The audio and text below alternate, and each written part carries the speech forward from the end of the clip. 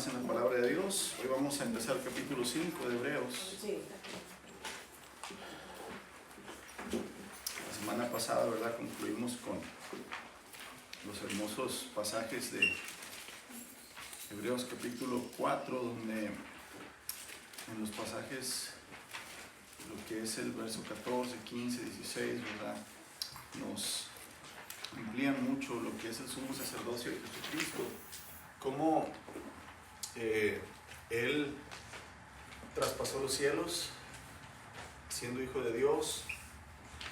Podemos ahora, por medio de Él, acercarnos al trono de la gracia confiadamente, podemos encontrar ayuda. ¿Por qué? Porque Él pasó todas las pruebas que nosotros pasamos, pero sin pecar. Recuerden que esa es la característica del gran sumo sacerdocio del Señor Jesús, sin pecado.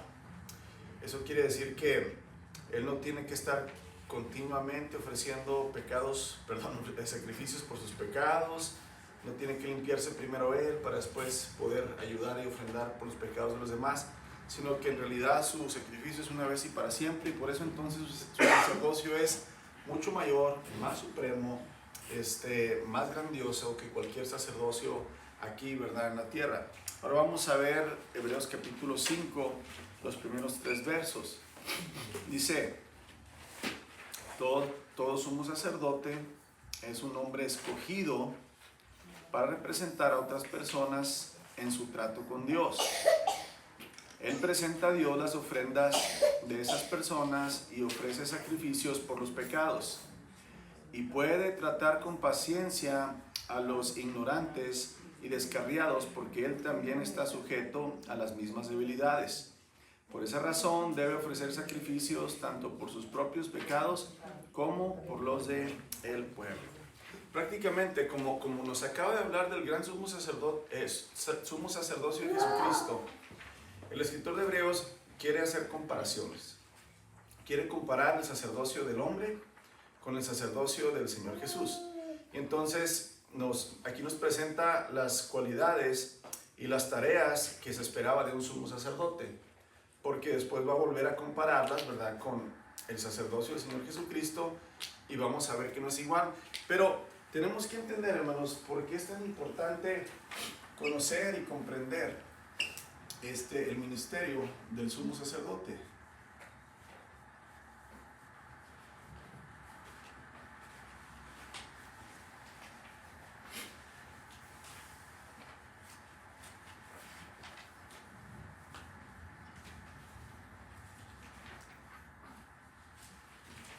Es vital entender esto. A través del tiempo, las religiones han utilizado este diseño de Dios y lo han convertido en algo beneficioso para el hombre, corruptamente. O sea, el ministerio del sumo sacerdote o del sacerdote, prácticamente aquí vemos, ¿verdad?, que hay varias cualidades con las que debe cumplir un sumo sacerdote, pero la primaria, hermanos, es decir, ¿cuál es la tarea principal del sumo sacerdote? Interceder entre Dios y el hombre. Cada religión, hermanos, tiene un sacerdote, si se fijan. Inclusive la religión satánica tiene ¿qué? Sacerdotes. Todas las religiones tienen sacerdotes. Hay sacerdotes budistas, hay sacerdotes católicos, hay sacerdotes ortodoxos, había sacerdotes en los judíos, hay sacerdotes en los satánicos. O sea, toda religión tiene sacerdotes. La pregunta será ¿por qué? Porque en realidad, hermanos, ninguno de nosotros podemos ir directamente a Dios. No le conocemos, no sabemos su voluntad, no sabemos qué quiere Él, cómo quiere ser adorado, cuáles son sus condiciones, sus mandamientos. Entonces necesitamos a alguien escogido por Dios mismo que nos enseñe y que nos ayude a poder ir a una relación con Dios. Entonces necesitamos conocer el ministerio del sacerdocio, y con mayor razón del sumo sacerdote, que es el único ministerio que realmente Dios puso en el hombre. todos los demás, ¿verdad? Sacerdotes, ¿verdad? Pues son cosas de hombres, pero el sumo sacerdocio, hermanos, sí es un diseño de Dios, y vamos a ver de qué se trata, porque en realidad era una sombra, era una forma de poder explicar o que nosotros entendiéramos como hombres cuál es el ministerio del Señor Jesús, cuál es lo que qué es lo que Él está haciendo, por ejemplo, ahorita, ¿qué está haciendo Jesús por mí? Ya murió en la cruz por mí, ya vivió sin pecado por mí, pero hoy, ¿qué hace el Señor Jesús por mí? Pues el Señor Jesús está como sumo sacerdote intercediendo entre ¿quién? Dios y tú. Entonces es necesario conocer esto, hermanos. Entonces vamos al verso 1, aquí del capítulo 5, donde se nos mencionan cualidades generales de un sumo sacerdote. No las vamos a ver todas, vamos a ver las que menciona el verso 1. Si tú quieres, ¿verdad?, el poder conocer acerca de pues todo lo que es la tradición, ¿verdad?, del sumo sacerdote, vamos a tener que irnos al libro de Levíticos, y ahí sí hay una larga lista, ¿verdad?, de requisitos que tenían que ser. Tenía que ser de la tribu de Leví, tenía que ser descendiente de Aarón, tenía que ser un varón perfecto, que no le faltara un dedo, ¿verdad?, que no le faltara una parte de su cuerpo, que no estuviera ciego, ¿verdad? O sea, hay muchas características, pero ahorita vamos a ver las que nos menciona el capítulo 5 del libro de Hebreos. Fíjese cómo después de alentar a sus lectores, o sea, vamos a leer verso 14, 15 y 16 del capítulo 4, para entonces conectarnos con el 5.1. Por lo tanto, que ya que tenemos un gran sumo sacerdote que entró en el cielo, Jesús el Hijo de Dios, aferrémonos a lo que creemos. Nuestro sumo sacerdote comprende nuestras debilidades porque enfrentó todas y cada una de ellas, de las pruebas que enfrentamos nosotros, sin embargo nunca pecó. Así que acerquémonos con toda confianza al trono de la gracia de nuestro Dios. Ahí recibiremos su misericordia y encontraremos la gracia que nos ayudará cuando más la necesitamos. Todo sumo sacerdote, verso 1 del capítulo 5, es un hombre escogido para representar a otras personas en su trato con Dios. Entonces vemos, hermanos, que después de alentar a los lectores, el escritor de Hebreos continúa su ministerio de enseñanza. Acuérdense que él de repente nos da una advertencia, nos pone un ejemplo y luego de repente nos alienta. Como que esa es la manera de escribir el escritor de Hebreos, ¿verdad? Advertencias, exhortaciones, un ejemplo y luego, ¿verdad?, viene otra vez el aliento y luego otra vez retoma una enseñanza, empieza a exhortarnos, enseñarnos y luego nos alienta.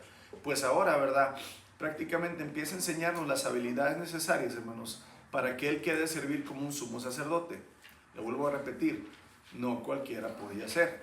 Pero hay dos cualidades generales que vemos aquí en el verso 1 que tenía que tener un hombre, ¿verdad?, como sumo sacerdote. Primero, ser capaz de simpatizar con aquellos a quien representa, o sea, los tenía que conocer. No podía ser un extranjero, no podía ser un sacerdote egipcio, un sacerdote de Canaán. Tenía que ser un sacerdote, ¿verdad?, del propio pueblo de Israel, sujeto a la ley de Dios, al pacto que había hecho Dios con el pueblo, ¿verdad?, frente al monte Sinaí. Número 1, no podía, ¿verdad?, ser alguien extranjero. Tenía que simpatizar, o sea, que estar, ¿verdad?, con aquellos que representaban.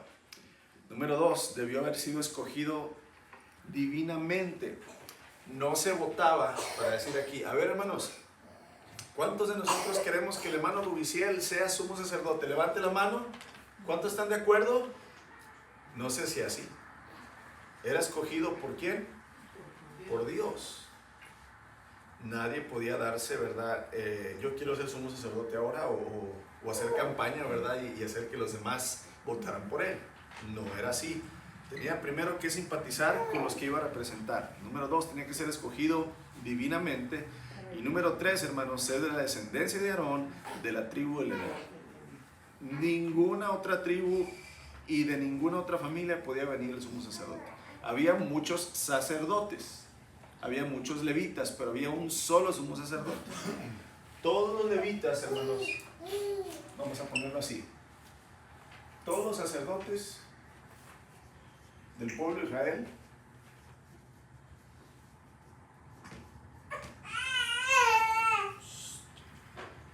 descendían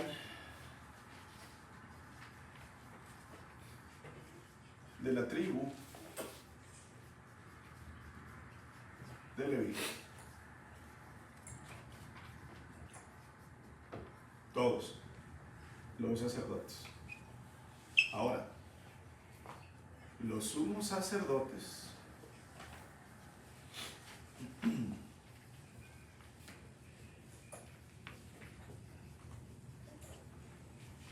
eran de la tribu de Leví,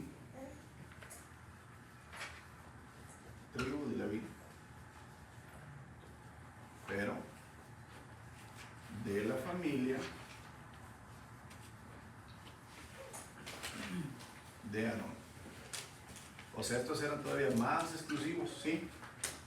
Todos los sacerdotes eran de la tribu de Leví, y todos los sumos sacerdotes eran de la tribu de Leví, pero de la familia exclusiva de. Y la pregunta sería, ¿por qué? Porque así quiso Dios. Esa es la respuesta. Él escogió a Moisés para que fuera su libertador, y Aarón era el hermano de Moisés. Dios escogió a Moisés como libertador y escogió a Aarón como la familia de los sumos sacerdotes.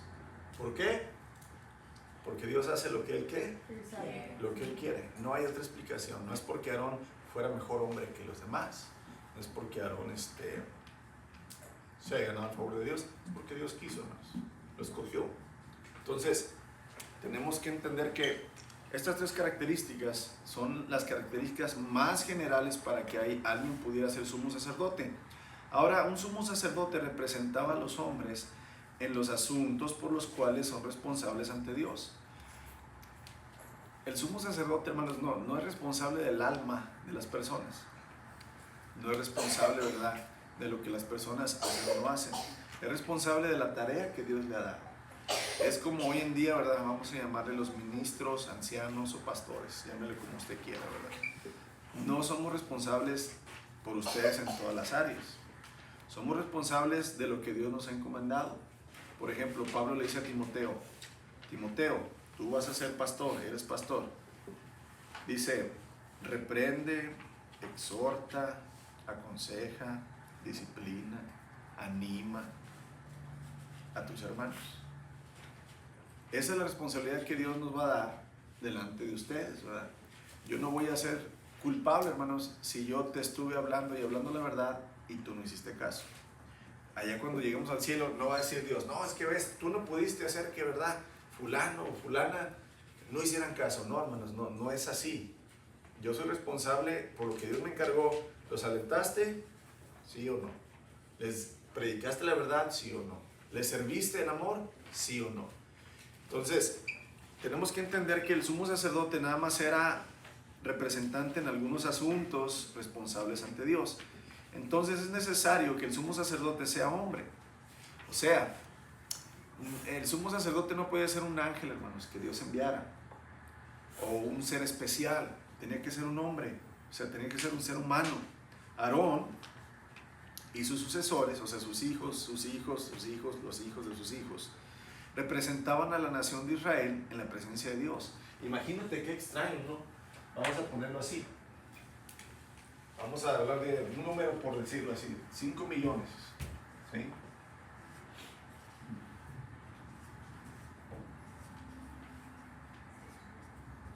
$5 millones de israelitas.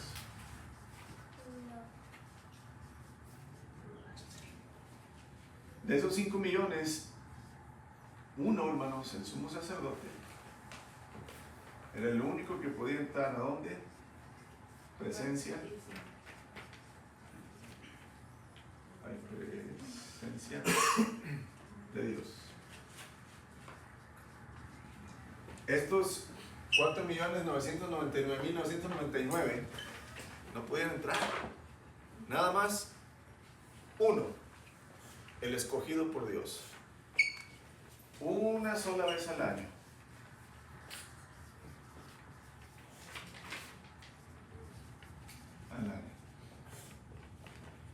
Un israelita una sola vez al año podía entrar, ¿verdad?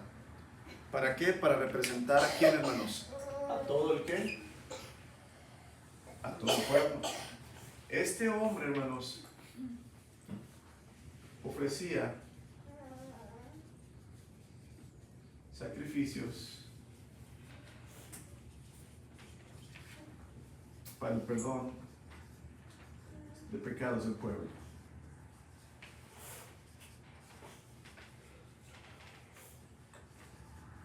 Este solo hombre tenía que representar a todo el pueblo e ir delante de Dios con la sangre, ¿verdad?, de un becerro y orar y pedirle a Dios perdón por las faltas de todos.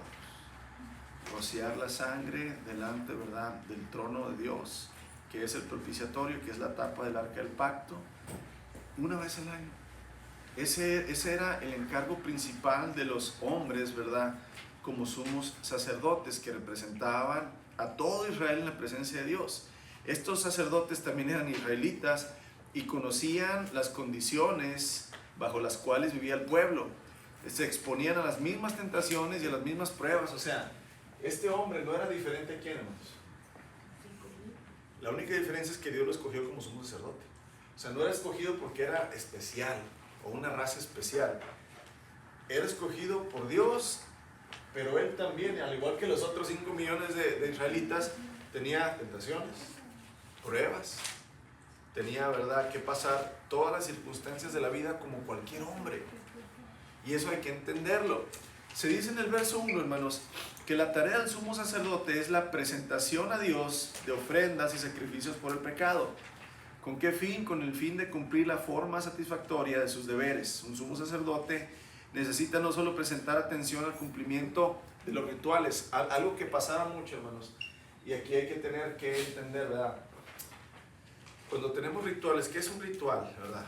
En este caso ellos tenían que degollar, ¿verdad?, ya sea el becerro o un carnero, juntar en un tazón la sangre, ¿verdad? Tenían, yo creo, oraciones para eso.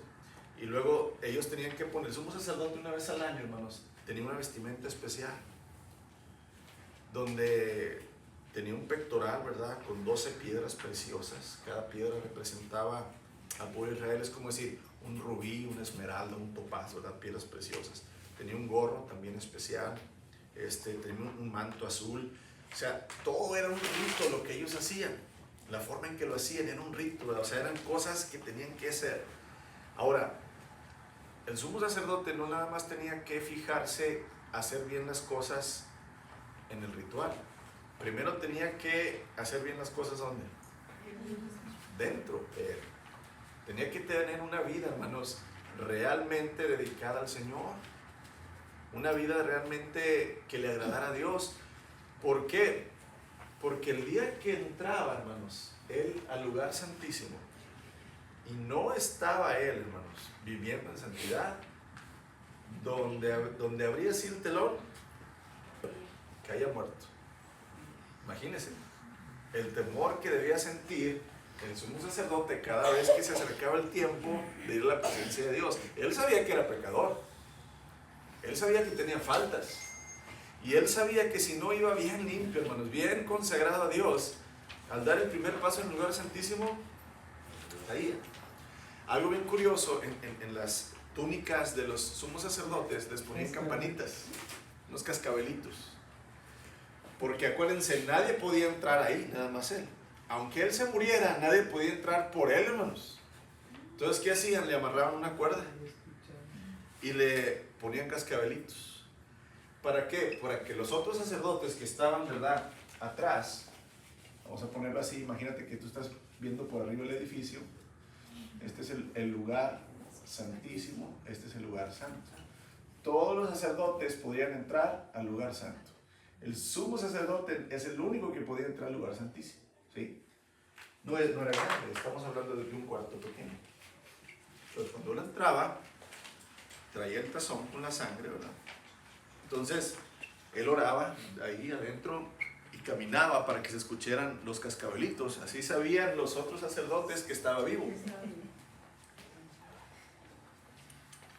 Creo, no quiero mentir, pero creo que no está registrado ningún sumo sacerdote que murió dentro del lugar santísimo. Creo. No recuerdo yo, hermanos, haber leído yo una palabra que algún sumo sacerdote muriera dentro del lugar santísimo.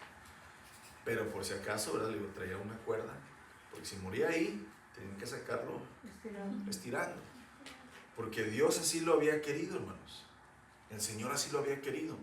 Entonces, este hombre no nada más tenía que cumplir con los ritos por afuera, realmente tenía que estar en su hombre interior, hermanos, una vida entregada, íntegra a la voluntad de Dios, como una ofrenda viva y apartada para Dios. Aquí es donde yo creo el apóstol Pablo, hermanos, en Romanos 12:1, donde dice: les ruego pues, hermanos, por las misericordias de Dios, que presenten su cuerpo como un sacrificio, ¿qué? Vivo, santo, agradable a Dios. Y lo dice, que es vuestro culto racional. Eso quiere decir, es la forma en que Dios quiere que le adoremos. ¿En qué? En un cuerpo vivo, en un cuerpo que no nada más esté llenándose y gozándose, ¿verdad?, de lo que Él quiere hacer, sino de someterlo a Dios. Entonces, prácticamente, hermanos, aquí vemos, ¿verdad?, cómo el escritor de Hebreos nos trata de meter esta idea. Los judíos conocían perfectamente bien esto, nosotros no. Pero dice el verso 1, Él presenta a Dios las ofrendas de esas personas. ¿Cuáles personas? El pueblo, los pecados. Y ofrece sacrificios por los pecados. El verso 2, hermanos, dice: Él puede tratar con paciencia a los ignorantes y descarriados, porque Él también está sujeto a las mismas debilidades. El sumo sacerdote es entonces el intermediario entre Dios y su pueblo. Imagínate un juicio.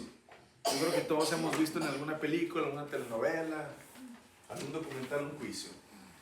¿Quién está sentado ahí arriba en medio, hermanos?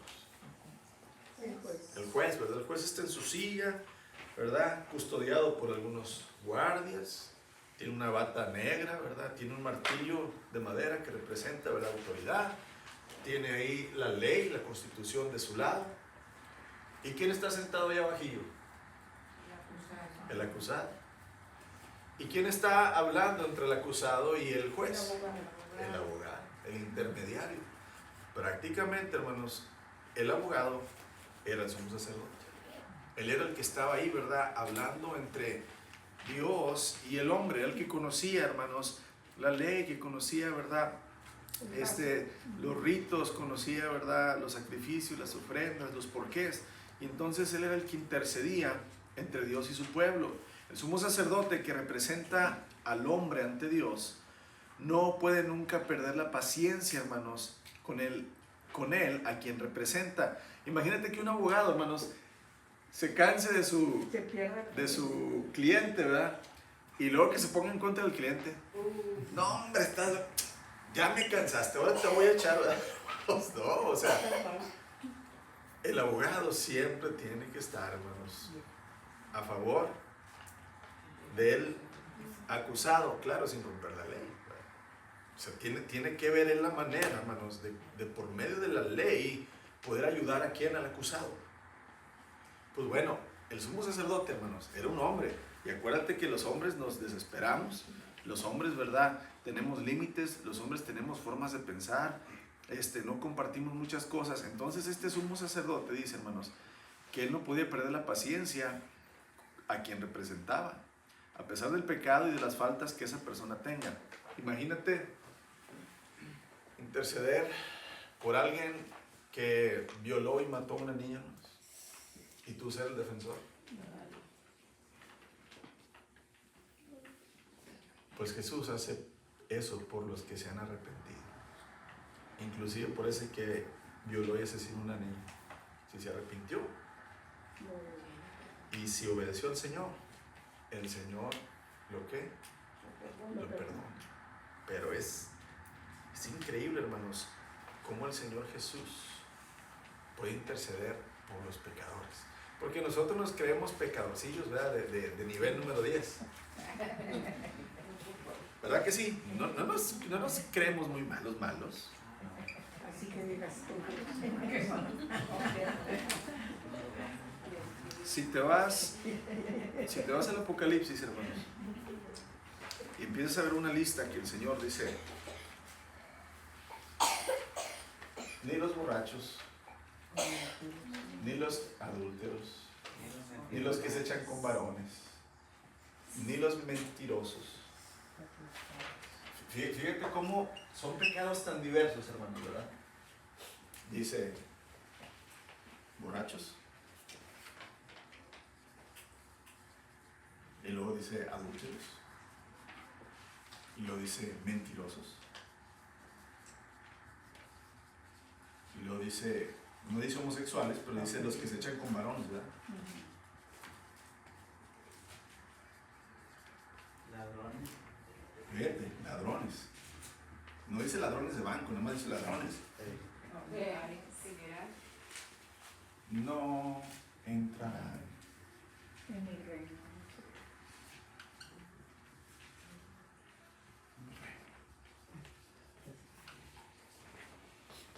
Uno dice, ¿verdad?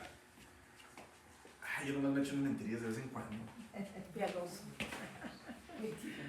Yo no ando adulterando ni soy borracho, menos un homosexual.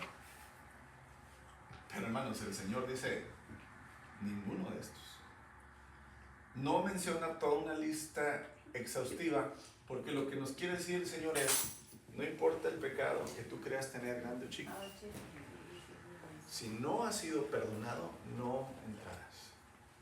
Aquí es donde entonces nosotros tenemos que entender la importancia de tener un sumo sacerdote que interceda por nosotros. Porque vuelvo a repetir, para muchos hermanos, sus pecados no son así como para que Dios los envíe al infierno. Y ellos creen, ¿verdad? No, sí, pues sí he mentido y me he robado ahí unos chocolates, ¿verdad? Pero sí me he tomado unas copillas, pero nunca he matado, ni he adulterado, ni me han dado yo de homosexual, ni nada de eso.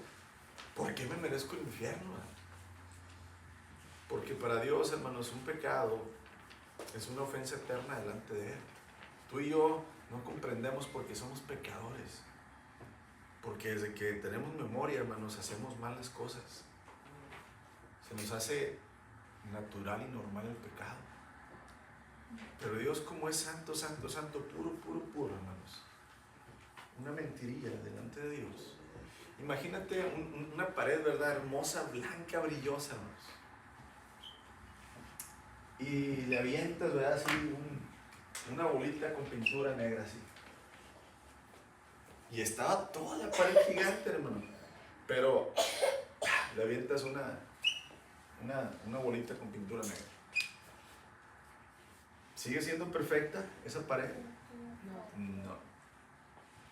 Pues tu vida y la mía eran esa gran pared cuando nacimos, blanca, hermanos.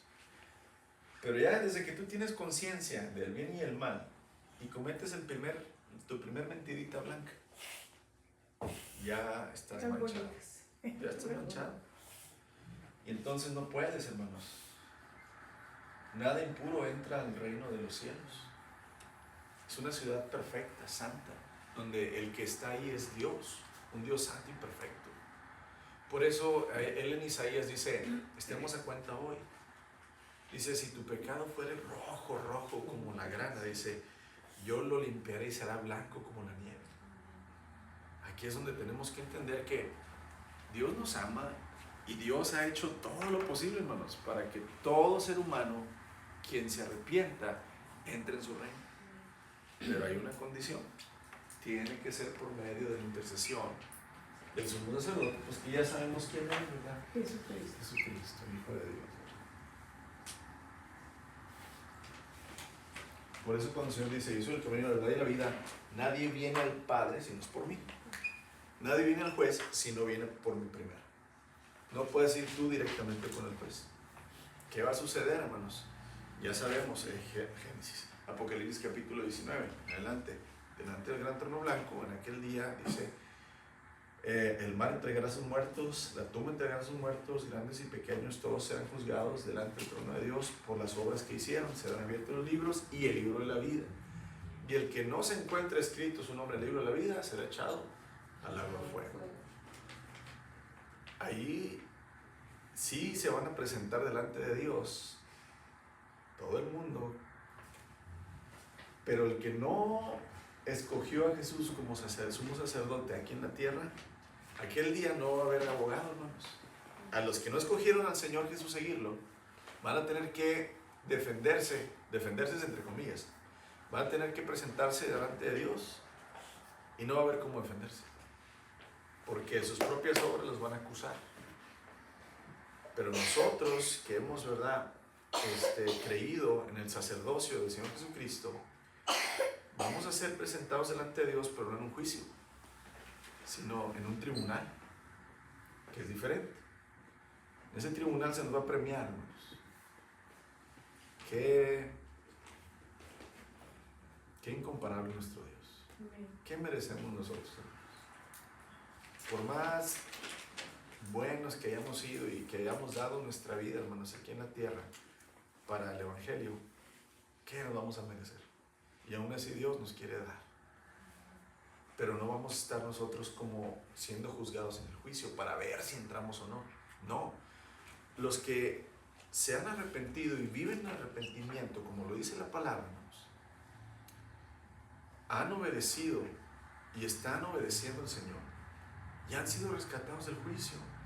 No vamos a ir al juicio, vamos a ir al tribunal de Cristo, a la premiación, vaya. Pero si tú no vives y no estás viviendo conforme el sumo sacerdote te dice que vivas, preocúpate, porque no vas a entrar al reino de los cielos. Y aquí es donde es la importancia de entender, hermanos, el ministerio del Señor Jesús. Como intercesor, hermanos, el sumo sacerdote debe conducirte y conducirse él con moderación. ¿Tú crees que el Señor, hermanos, se enojaba? Y se enojaba bastante. Déjame te digo. Cuando tú ves los evangelios, puedes notar que el Señor Jesús era muy duro con los religiosos. ¿Sí? Muy duro con los religiosos. Con los pecadores que se arrepentían, hermanos, el Señor los abrazaba, lloraba con ellos, los sanaba. Pero a los fariseos, a los que se creían, hermanos, justos, a los que creían que ellos eran realmente hombres y sacerdotes que servían a Dios, el Señor, hermanos, no los que se tiraban con las manos, pero les decía sus verdades. Hipócritas, víboras, sepulcros blanqueados, o sea, sepulcros muy bonitos por dentro, pero por fuera, pero por dentro están podridos. Y el Señor, ¿verdad? Era duro con ellos. ¿Por qué? Porque ellos pensaban, hermanos, que se habían ganado el favor de Dios por la vida que llevaban. Y aquí es donde el Señor, hermanos, aunque se enojaba con ellos, no los insultaba. Les decía la verdad, pero no los insultaba. No los golpeaba, no los castigaba ahí, ¿verdad? Les decía la verdad enojado, pero como quiera, hermanos, el sumo sacerdote era paciente. Aquí lo dice, él puede tratar con paciencia a los ignorantes y descarriados porque él también está sujeto a las debilidades. El sumo sacerdote era en el Antiguo Testamento un anticipo, hermanos. Era una sombra, era un ejemplo del mediador cuya plenitud llegó en Jesucristo. ¿Cuál es la diferencia otra vez, hermanos, del sumo sacerdocio de Aarón y de Jesús? Que Aarón, y ahorita lo vamos a ver, necesitaba ser perdonado primero. Y necesitaba él ofrecer sacrificios por su propio perdón de pecados. El Señor Jesús no. Ya vimos que en el verso 16, verso 15 del capítulo 4 dice que él enfrentó todas nuestras pruebas, pero no pecó. Eso es lo que nosotros tenemos que entender. Ningún hombre, por más santo y por más sacerdote que se diga, tiene la única cualidad de Jesús hombre, sin pecado. Eso es lo que realmente nos va a dar, hermanos, delante de Dios, un intercesor que pueda realmente meternos al reino de Dios. Ahora, el sumo sacerdote debe tratar bondadosamente a la gente, hermanos, pero no debe pasar por alto ni excusar su pecado, ni tampoco colocarse a sí mismo por encima del pueblo. Hay un muy mal entendimiento en la iglesia tradicional católica, hermanos. Los sacerdotes tienen, entre ellos se dan el poder ¿de qué? Perdonar pecados. Esto se le llama la confesión, que es un sacramento, un sagrado sacramento que ellos dicen, ¿verdad? Tú vas a una iglesia, a un confesionario donde se pone el cura de un lado y tú del otro, y ellos, ¿verdad?, te dicen, a ver, pues habla, ¿verdad? ¿Qué pecado cometiste? Ya le dices tú, él te está ahí cuestionando y te impone una penitencia. ¿Cuáles son las penitencias? Aves Marías, Padres Nuestros. ¿Qué otras penitencias puede haber? Tal vez Las cosas malas que haces, no las hagas, o cosas, sacrificios, vaya. sacrificios, Puede ser. inclusive la Dejar de comer, misma cosas persona de esas. a veces se impone un Un autocastigo. sacrificio. ¿Verdad? Y entonces ya dice el Padre, ¿verdad? Te absuelvo, fíjate bien, de tus pecados. Cuando el Señor Jesús, en el milagro que estaban quitando las palmas del techo de un cuarto porque estaba lleno y no podían llegar con un paralítico, y que bajaron, ¿verdad?, a un paralítico en cuerdas, estaban ahí los religiosos fariseos viendo a ver qué iba a hacer. Y dice que el Señor conocía sus pensamientos y sabía que estos ingratos, ¿verdad?, no creían y no iban a creer. Entonces les hace esta pregunta: ¿qué es más fácil? Decirle a este hombre: levántate, toma tu lecho, o sea, donde estás, y vete a tu casa, o tus pecados te son perdonados. ¿Qué es más fácil decir? Y no, por los religiosos, o sea, el Señor, hermanos, les hacía unas preguntas que no se las podían contestar. Entonces Él les dice, para que vean que el Hijo del Hombre tiene poder para perdonar pecados, yo te digo, levántate, agarra tu lecho y vete a tu casa. No, hombre, hermanos, ahí empezaron a gritar los religiosos: ¡blasfemia! Solo Dios puede perdonar, ¿qué? Pecados. Pero acá los sacerdotes católicos, cada uno tiene el poder ¿de qué? Perdonar pecados. El único, hermanos, que tiene ese poder de perdonar pecados es el Señor Jesús. Él y nada más, porque Él fue el que entregó su vida y su sangre pura en la cruz, quien limpia todo pecado. Este es el Cordero de Dios que quita el pecado del mundo. Él y solamente Él. Entonces aquí tenemos que tener cuidado, ¿verdad? De entender cómo realmente y quién es el único que intercede delante de Dios para quitar los pecados, hermanos. El sumo sacerdote hombre, Aarón, hermanos, y toda su descendencia, a él mismo le tocaba confrontar diariamente la tentación. O sea, Aarón, hermanos, y sus hijos tenían que luchar contra el pecado y a veces caían. Todos los días, como cualquier hombre y mujer. El Señor Jesús luchaba, pero no caía. Luchaba y no caía. Y aquí es donde, debido a su propia debilidad, hermanos, de los sacerdotes hombres, pues caían en pecado.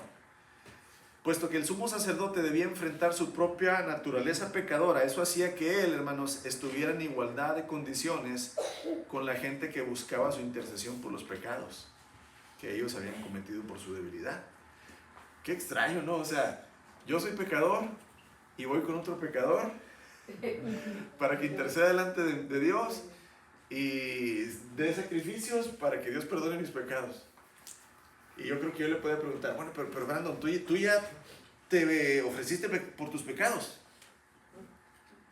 Porque yo sabía que él también era pecador. Está raro, ¿no?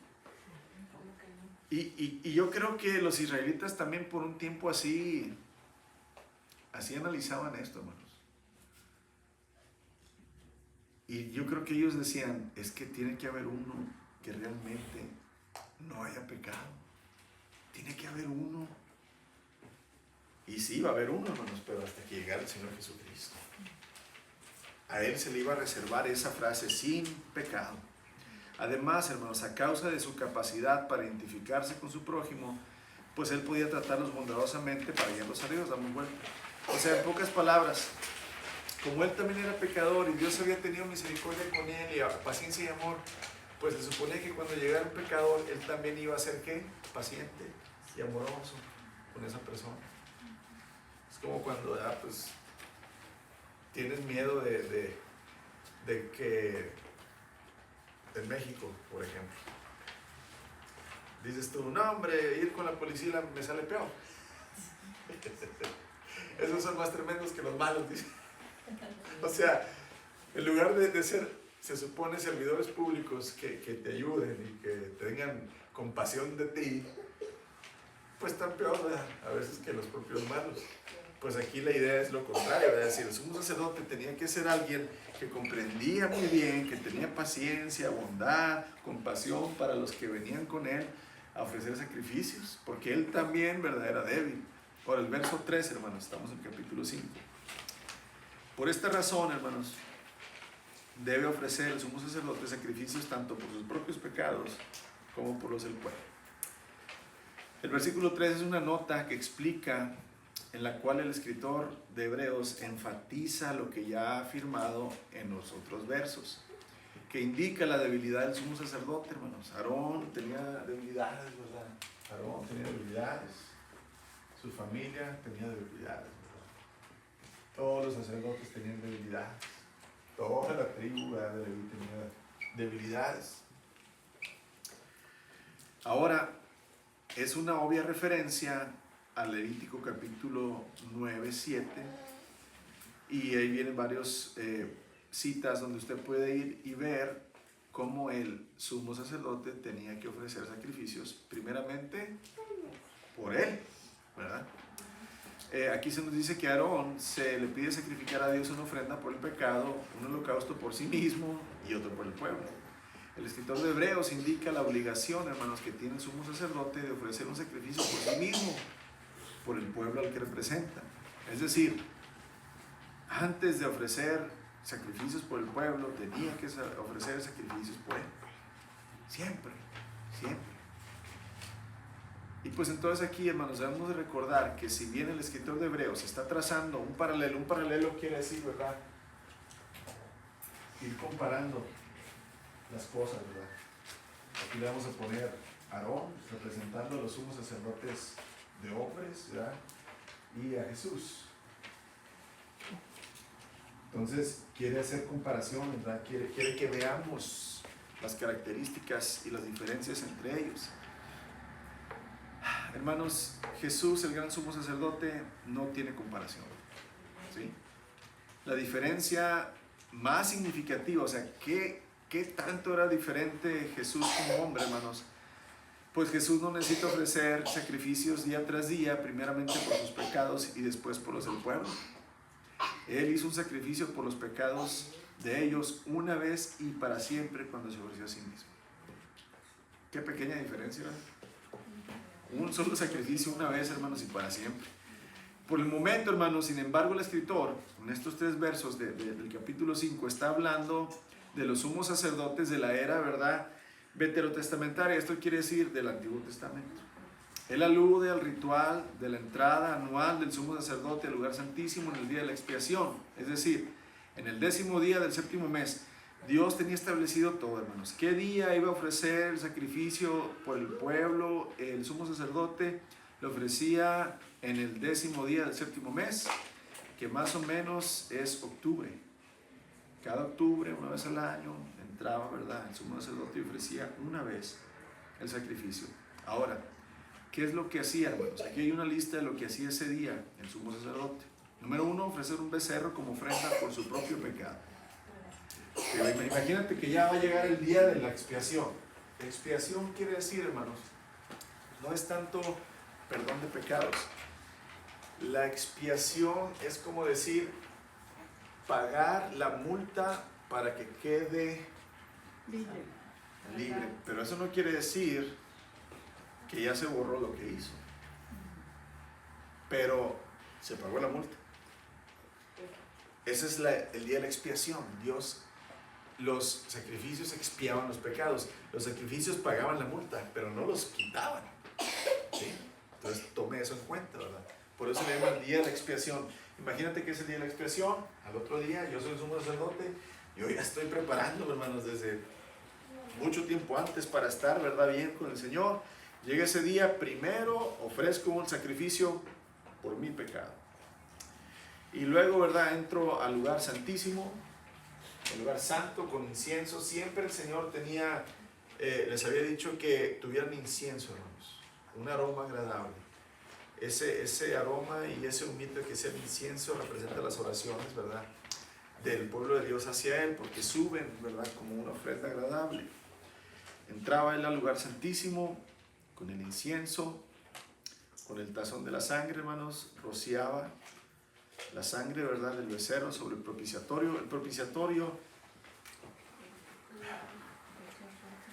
a ver si ven.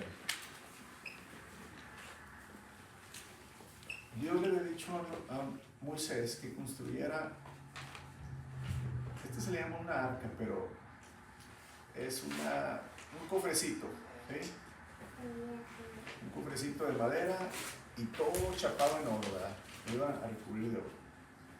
En él iba a poner unas copias de las tablas de la ley, iba a poner un recipiente donde adentro había maná, ¿verdad? Porque acuérdense que cuando ellos ya entraran a la tierra prometida, el maná iba a dejar de caer.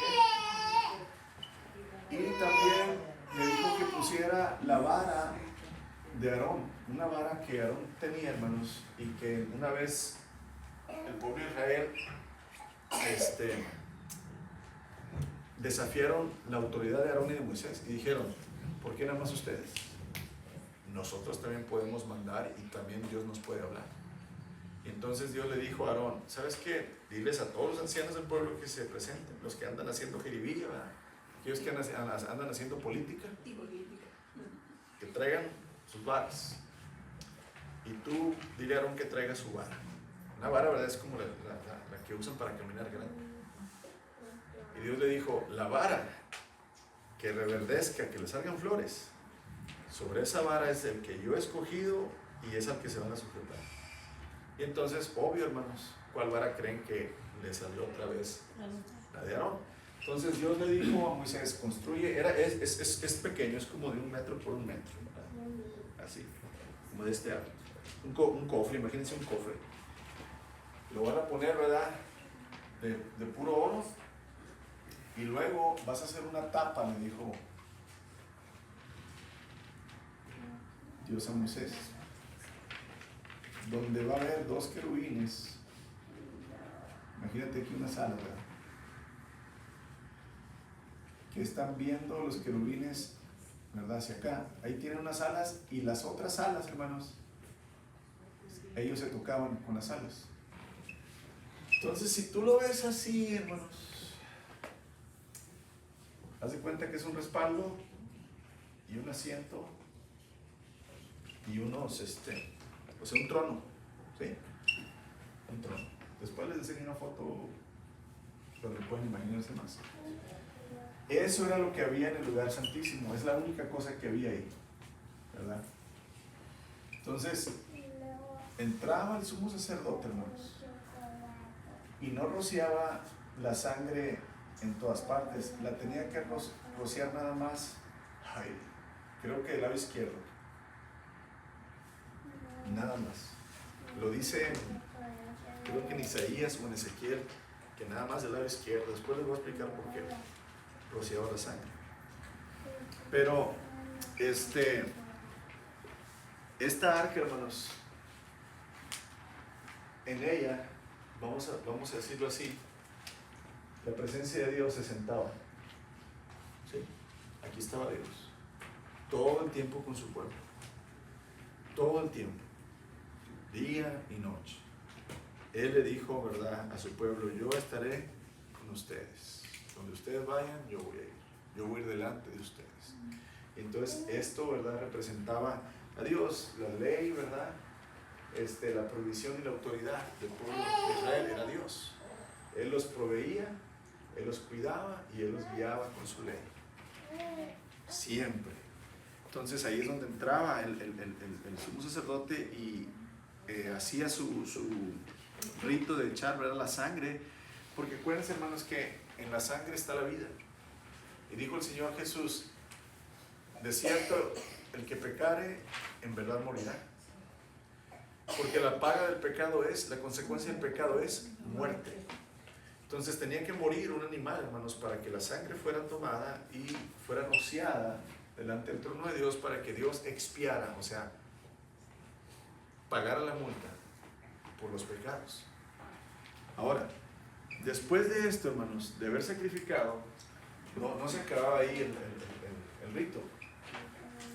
Traían 2 corderos o 2 chivos delante del sumo sacerdote y se echaba la suerte. No sé cómo echaban suertes, no sé si le hacías cara o no sé si ping pong papas, no sé, pero echaban suertes para ver cuál de los 2 machos, hermanos, iba a morir, a ser sacrificado, y otro, ya cayó sobre este, cayó la suerte que va a morir. Bueno, lo sacrificaban, lo ofrecían como ofrenda a Dios, y el otro, el sumo sacerdote ponía sus manos sobre ese macho cabrío y confesaba los pecados del pueblo. Señor, somos un pueblo que miente, Señor, perdónanos, Señor, somos un pueblo que roba, Señor, perdona nuestros pecados, Señor. Confesaba los pecados, ¿verdad?, del pueblo sobre ese macho cabrío.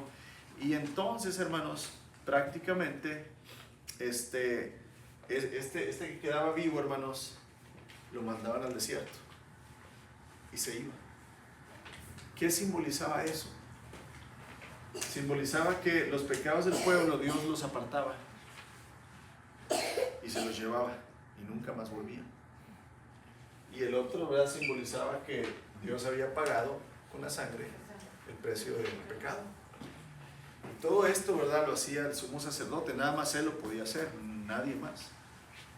El sumo sacerdote, hermanos, era intercesor por su pueblo, orando que Dios perdone los pecados que él y ellos han cometido. Oh Dios, he cometido iniquidad, he transgredido y he pecado contra ti, yo y mi casa. Oh Dios, perdona las iniquidades, las transgresiones, los pecados que he cometido, perpetrado y hecho contra ti, yo y mi casa. Él intercedía, hermanos, oraba delante de Dios, ¿verdad? Y esto es hermoso y reconfortante saber, hermanos, que Dios, nuestro Padre Creador, siempre ha deseado tener comunión con el hombre. Cuando Adán peca y Eva, hermanos, Dios no se aparta, se va y se espanta.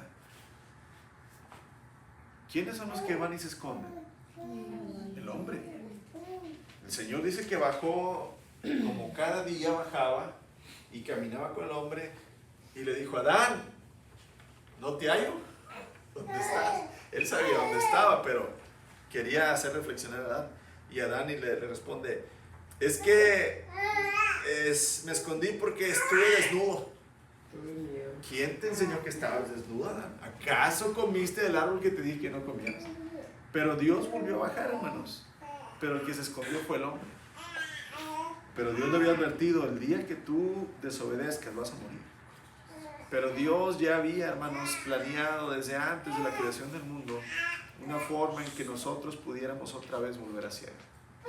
Dios siempre ha provisto, hermanos, un medio por el cual podamos ir a Él. Y la figura del sumo sacerdote humano, como Aarón, hizo la función de un intercesor entre Dios y el hombre. Pero este ministerio fue muy limitado, hermanos, porque Aarón pues también era pecador, ¿verdad? A causa de su condición pecadora, se limitó mucho, pero es por ello, hermanos, que solo era una sombra del verdadero gran sumo sacerdote Jesús, el hombre hijo de Dios, quien cumple con todos los requerimientos para un sacerdocio y aún sobrepasa esos requerimientos de una manera enorme para convertirse en el intercesor perfecto y eterno que necesitamos. Amén. Es por eso, hermanos, que ahora nosotros confiamos y creemos en ese intercesor. Te digo, para nosotros a lo mejor está muy revuelto todo esto, los sacrificios y el chivo y el lugar santo, el lugar santísimo. Pero el escritor de Hebreos le está hablando a los hebreos, a los que han vivido 1500 años así. 1500 veces hicieron esto, hermanos. Sacrificaron y 1500 veces oraron por eso. O sea, ellos sí tienen bien en mente todo esto, y lo que quiere el escritor de Hebreos es: eso era una sombra, eso era un ejemplo, eso era una forma que Dios nos estaba avisando que realmente venía un Cordero de Dios que iba a ser sacrificado, que iba a ser rociada su sangre y que iba una sola vez y para siempre interceder por nosotros delante de Dios. Ese es el gran sumo sacerdote, Jesús, el Hijo del hombre, Hijo de Dios. Y hermanos, va a seguir hablando, ¿verdad? Y hablando el escritor de Hebreos. Por eso le digo, lea Hebreos en su casa. para que ya usted venga con una idea, ¿verdad? Para que usted ya venga un poquito más informado y no, ¿verdad? No sea tan complicado a veces entender lo que el escritor de Hebreos quiere compartirnos. Señor, ¿cuánto necesitamos de ti? ¿Cuánto necesitamos, Señor, de tu intercesión, de tu sacrificio, de tu perdón? Todos y cada uno de nosotros, bendito Dios.